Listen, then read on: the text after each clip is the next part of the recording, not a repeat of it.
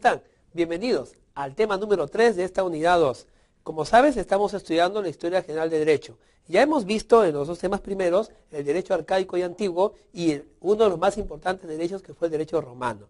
Para hoy en día tenemos para ustedes, gracias a la escuela y al campus virtual de la Universidad Privada Telesub y también al Canal T, un tema interesante relacionado con el derecho de una de las culturas quizá un poco desconocida para nosotros y no tan estudiadas, pero que tuvo un derecho muy importante y que muchas de sus tradiciones hoy en día forman parte de la ley que tú y yo vamos a defender. Les hablo entonces de los germanos. Vamos entonces a ver la primera diapositiva para entender el sistema jurídico germano primitivo. Vamos con la primera diapositiva. El derecho germánico primitivo es un concepto que lo hemos dado por temas pedagógicos y que se refiere a la construcción intelectual y similar de algunas de las tribus germánicas que éstas tuvieron respecto a instituciones que podríamos reconocer como instituciones jurídicas. Los primitivos germanos fueron de origen indoeuropeo, de muchas razas, mezcladas todas ellas por relaciones de sangre y de vida social, que se encontraban rodeando las fronteras romanas. Durante muchos años, los germanos eran reconocidos por los romanos o llamados como tribus bárbaras. Quiero decirte algo importante. Cuando hablamos de los germanos, estamos hablando de lo que hoy en día conocemos por las zonas del norte de Europa, es decir, Alemania, la antigua región de Prusia, parte de Polonia y muchos de los países que están cercanos al sistema norte del continente europeo. Estos países reunían la frontera llamada Germania. Los romanos muchas veces intentaron conquistar a los germanos y estos se defendieron olímpicamente durante muchos años y no dejaron que los romanos conquistaran esa zona. En realidad, nunca los romanos fueron totalmente conquistados por el Imperio Romano y eran vistos por los segundos como aquellas tribus lejanas de las montañas y de los bosques que simplemente no tenían ley y no tenían norma. ¿Cuán equivocados estaban los romanos? Porque los germanos nos están demostrando desde ayer y siempre un conocimiento de la justicia que a veces los romanos olvidaban. Vamos con la segunda diapositiva. Podemos tener allí una imagen de las diferentes razas que formaban parte de las culturas germánicas. Los germánicos eran conocidos, como ya mencioné, como personas denominadas los bárbaros. Los germanos, sin embargo, tenían un concepto de la familia, de la herencia y de la sucesión tan grande como los romanos lo tenían legislado, pero ellos lo tenían de forma consuetudinaria. Vamos entonces a la diapositiva que sigue. Allí hemos puesto la figura de la juventud de un joven y su devenir en ancianidad. Lo hemos hecho porque uno de los aspectos principales del derecho germánico era la preponderancia de la costumbre y también de la transmisión oral de generación en generación. Los germanos tenían la costumbre de memorizar ciertas sentencias, de memorizar versos y refranes que de todas maneras iban a formar parte de la solución de sus conflictos familiares y de sus conflictos sociales. A cada problema ellos aplicaban una solución mediante un dijo así, mediante uno así fue, mediante dice el refrán. Y de esa manera, a través de un refrán transmitido oralmente por las generaciones, se podían resolver los conflictos. Es como cuando hoy en día, en algún problema de la casa, viene el padre o el abuelo y da una sentencia nacida de la experiencia que es acatado por los miembros más jóvenes de la casa. En aquel tiempo, la costumbre germánica era la de resolver conflictos a través de algún refrán o algún juicio emitido en la antigüedad. Si preponderaba la costumbre, tenemos que decir la segunda característica que está en la diapositiva que sigue. El catalogado de primitivo. No solamente los romanos decían que era primitivo, sino hoy en día podíamos nosotros decir que el derecho germánico era primitivo, pero solo en el aspecto del desorden. Es decir, no habían juristas, no habían normas, no estaba Justiniano, no estaba Triboniano, no había códigos, no había orden. Simplemente habían reflexiones acerca de la solución de conflictos, habían juicios emitidos por los grandes antiguos, por los ancianos de la aldea, y todos estos, uniéndose, formaban una forma de solucionar un conflicto que se hacía con total espontaneidad, con total naturalidad, donde uno podía hasta interceder como conciliador, donde el jefe de la tribu, del grupo humano, familiar, era invitado para dar una sentencia o recordar sentencias dadas antiguamente sobre un mismo problema, y de esta manera lo que se había resuelto en la antigüedad ya podía pues resolverse nuevamente en problemas similares del presente. Entonces, si queremos decir que el derecho germánico era consuetudinario y donde preponderaba la costumbre, también tenemos que decir que el derecho germánico era primitivo y espontáneo. Esto en realidad es una ventaja porque nos ayuda a entender en muchos aspectos que no se podía solucionar un problema sin considerar aquellos antiguos que habían sido similares y cuya solución en el pasado podía darnos una solución en el presente. Muchas de estas formas germánicas está siendo aplicado cuando hablamos de lo que es la analogía en el derecho anglosajón y lo que se quiere ya aplicar en muchas partes del derecho occidental. Ahora, tenemos una tercera característica del derecho germánico. Vayamos a la tercera diapositiva. Las instituciones jurídicas tenían un carácter grupal, es decir, en estas existía un predominio de la colectividad frente al individuo. No se trataba de solucionar solamente el problema del individuo. No podíamos solucionar el conflicto de dos personas a menos que también junto con ello encontráramos la solución a un conflicto social. Déjeme decirle algo. Fíjese, los romanos establecían sus leyes y sus formas normativas para resolver los conflictos entre pares. Sin embargo, los germánicos no solamente hacían eso, sino iban más allá. Por encima de los derechos de los pares, los germanos tenían la visión de la sociedad. Es decir, no encontraban una razón para resolver un conflicto entre pares, entre dos miembros de la tribu o entre dos miembros de diferentes tribus, pero parte de la raza, a no ser que eso significara solucionar y resolver un conflicto comunitario, un conflicto social, un conflicto de carácter grupal. Si no, no valía la pena resolverlo y que cada uno de ellos lo resuelva como pudiera. Esto ayudaba a dar una directriz al derecho, le daba cierto orden. Vamos a la cuarta característica. No solamente había un elemento de carácter grupal, sino que estaba íntimamente ligado a la raza. Es decir, ellos comprendían y respetaban la diferenciación de costumbres y razas de otros pueblos. No se esforzaban en aplicar y decir, como tú estás en mi territorio, yo aplico mi norma germánica. No, ellos decían, ¿eres germano? Si eres germano, entonces vamos a aplicar nuestras costumbres, nuestra tradición, los juicios de nuestros antepasados y las decisiones de nuestros abuelos a ti, porque tú eres germánico. El vínculo de la raza era más importante que las competencias de tierra. Esto era natural, porque en primer lugar muchos de los germánicos no eran todavía gente que vivía estable en un lugar, sino por el contrario eran nómades que iban de un lado a otro, o que cedían la tierra, se cedían la tierra cuando esta tierra tenía un objetivo comunitario, no había un sentido de propiedad absoluto, la propiedad se entendía en función del beneficio para toda la comunidad. Entonces, al momento de aplicar la legislación consuetudinaria y costumbre que ellos tenían, lo hacían pues tomando en cuenta a la persona, a la raza, es decir, la ley de los germanos, la costumbre de los germanos, la cita de los germanos era para los germanos, no era para el romano, que estaba ahí cerquita, como un gran enemigo, dicho sea de paso. Aparte de este vínculo, podemos decir un elemento más. Antes de ver la diapositiva que sigue, yo quiero decirle algo importante. Fíjese, durante mucho tiempo, nosotros y muchos juristas quizá pensaron, y los romanos también, que las tribus bárbaras no tenían un concepto acerca claro de ciertas instituciones. Sin embargo, esto no era así. Los romanos, con todo su pater familiae y todo el reconocimiento de la familia y del poder, no podían haber percatado en aquel tiempo que también los germanos tenían una gran importancia de la familia. Fíjese entonces la diapositiva que le voy a mostrar sobre un concepto de la familia. Dentro del derecho romano, la familia se llamaba cipe. Y la cipe, es decir, la familia, aquel grupo humano reunido con vínculos de sangre y de parentesco, adquieren un rol destacado de primer orden entre los hombres libres de la Germania. La familia era el círculo de los parientes, y estos parientes tenían que llenar todas las necesidades de esa comunidad.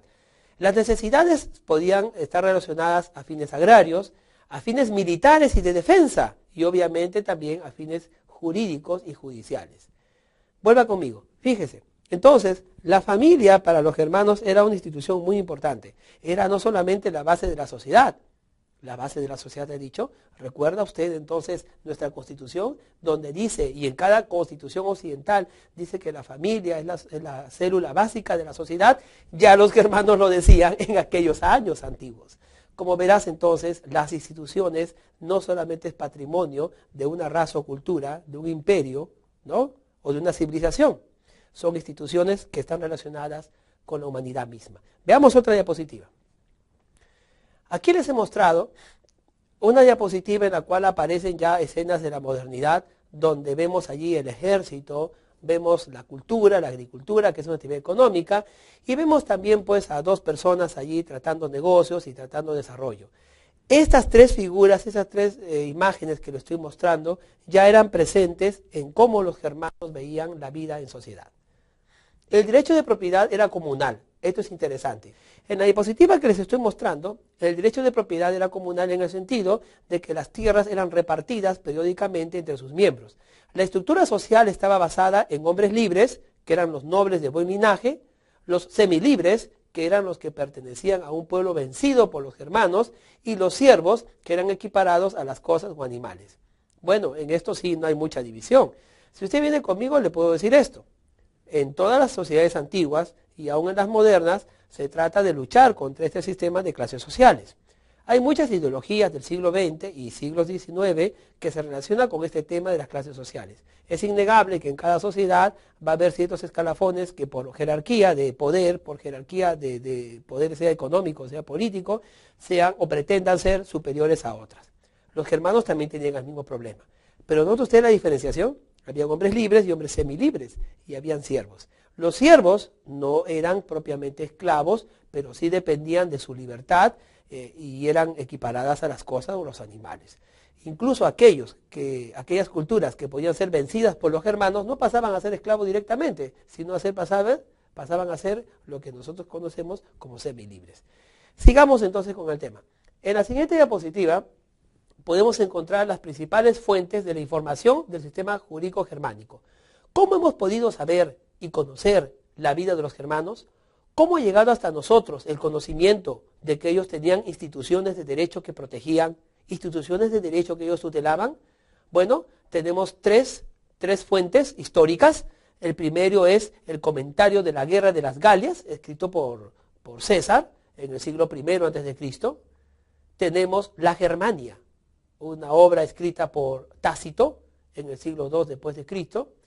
Y bueno, tenemos finalmente una recopilación de normas germánicas, pues estos escritos fueron redactados por autores latinos que se refieren a instituciones de la época germánica, como son el matrimonio, el testamento, y también algunos libros que hablan sobre las costumbres que tenían los germanos, como son las leyes escritas y posteriores, llamadas por los romanos Lex Ripuaria, Lex Frisona, Lex Salica y Lex Alamagnorum. Fíjese entonces cuán complicado es el derecho germánico, sino que el derecho germánico estaba basado en un tema de costumbre, en un tema de ejecución espontánea. Tenemos allí algunas figuras como el matrimonio, las leyes y reglamentos y los contratos que eran conocidos por los germánicos y que hoy día forman parte de nuestra vida diaria. ¿Quién no puede pensar que el matrimonio es una institución? Pues los hermanos ya enseñaban que el matrimonio lo era. Los contratos también formaban parte de la vida de los germanos y las leyes y reglamentos también, solo que por costumbre. Fíjense, quiero terminar entonces tocando dos temas. El primero es las obligaciones. Antes de ver la diapositiva, déjeme explicarle algo. Fíjese, todos sabemos que el contrato y el acto jurídico es una manifestación de la voluntad y es la fuente de las obligaciones. Cuando yo firmo con usted un contrato de compra-venta, entonces yo tengo la obligación de entregarle el bien que usted me está comprando y usted tiene la obligación de entregarme el dinero, el precio del bien que yo le estoy dando a usted. Pero si usted no me cumple o yo no le cumplo, se generará un conflicto.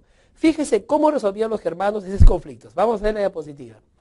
Bueno, en principio utilizaron el trueque, es decir, no había una moneda. Cada uno daba un bien equiparable en valor. Y había una primitiva compra-venta con el ganado como forma de pago. Uno podía pagar por una casa tantas vacas o tantos toros como uno pensaba que podía valer la casa. Uno no ponía el precio, mira, son 1000 rublos, son 5000 rublos, no. O 1000 sextercios, 2000 sextercios, que es la moneda romana de la época. Sino uno decía, mi casa vale 5 vacas, mi casa vale 80 vacas, 30 vacas, porque está frente a un parque. Imagina a un germano haciendo negocio. Bueno, como no conocían la escritura, los negocios se cerraban con gestos o simbolismo. Déjeme decirle algo. Si yo le digo, le estoy aceptando una propuesta, ¿verdad? Pero si yo le decía, quiere decir que yo no aceptaba a usted la propuesta. La manifestación de voluntad se hacía a base de símbolos, ¿no? Ok, muy bien, estoy de acuerdo, asintiendo con la cabeza, o diciendo no, o poniendo mi rostro. Entonces los germanos hacían negocio de esa manera. No sería raro ir a un mercado germánico, germánico, y ver cómo hacían ellos sus negocios y sus compraventas sin nada por escritura.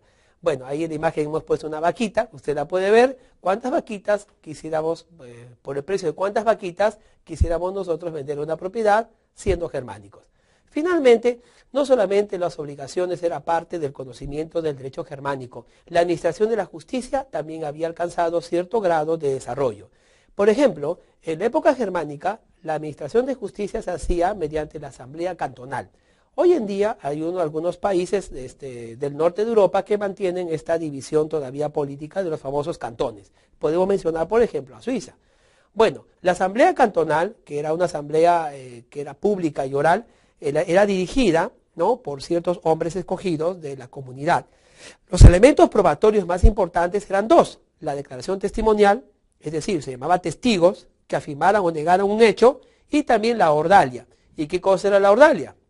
Bueno, hoy en día cualquier abogado, usted que lo va a hacer pronto gracias a estos estudios, pues podía tachar tranquilamente la prueba de la ordalia.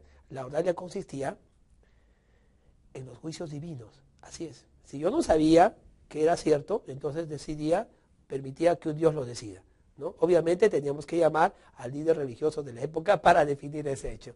La sentencia probablemente era acordada en la asamblea judicial o por quien la presidía. No existía un verdadero procedimiento ejecutivo, ¿no? Por el contrario, estaba instaurada la venganza de sangre.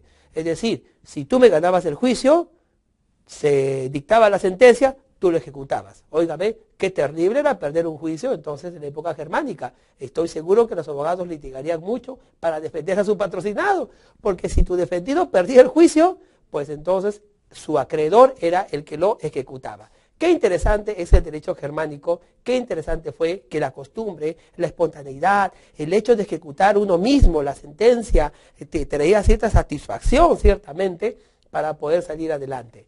Bueno, yo quiero entonces agradecerte que me hayas acompañado en este segundo tema. Hemos aprendido que los germanos tenían un derecho muy desarrollado y una administración de justicia especial, pero en todo caso efectiva para su cultura y para su nación.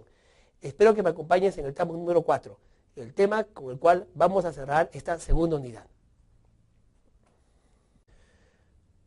El derecho germánico primitivo es un concepto que lo hemos dado por temas pedagógicos y que se refiere a la construcción intelectual y similar de algunas de las tribus germánicas que éstas tuvieron respecto a instituciones que podríamos reconocer como instituciones jurídicas. Los primitivos germanos fueron de origen indoeuropeo, de muchas razas, mezcladas todas ellas por relaciones de sangre y de vida social, que se encontraban rodeando las fronteras romanas. Durante muchos años, los germanos, y no dejaron que los romanos conquistaran esa zona. En realidad, nunca los romanos fueron totalmente conquistados por el Imperio Romano y eran vistos por los segundos como aquellas tribus lejanas de las montañas y de los bosques que simplemente no tenían ley y no tenían norma. ¿Cuán equivocados estaban los romanos? Porque los germanos nos están demostrando desde ayer y siempre un conocimiento de la justicia que a veces los romanos olvidaban. Vamos con la segunda diapositiva.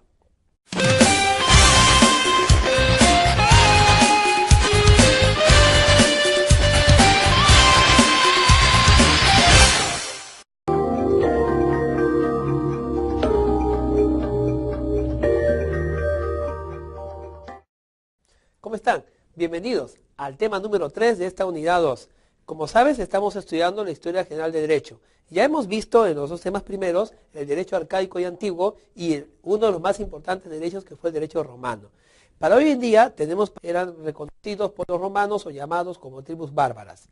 Quiero decirte algo importante. Cuando hablamos de los germanos, estamos hablando de lo que hoy en día conocemos por las zonas del norte de Europa, es decir, Alemania, la antigua región de Prusia, parte de Polonia y muchos de los países que están cercanos al sistema norte del continente europeo. Estos países reunían la frontera llamada Germania. Los romanos muchas veces intentaron conquistar a los germanos y estos se defendieron olímpicamente para ustedes gracias a la escuela y al campus virtual de la Universidad Privada Telesub y también al Canal T.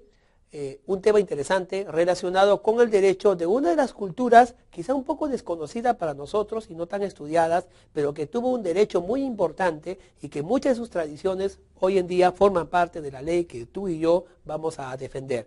Les hablo entonces de los germanos. Vamos entonces a ver la primera diapositiva para entender el sistema jurídico germano primitivo. Vamos con la primera diapositiva.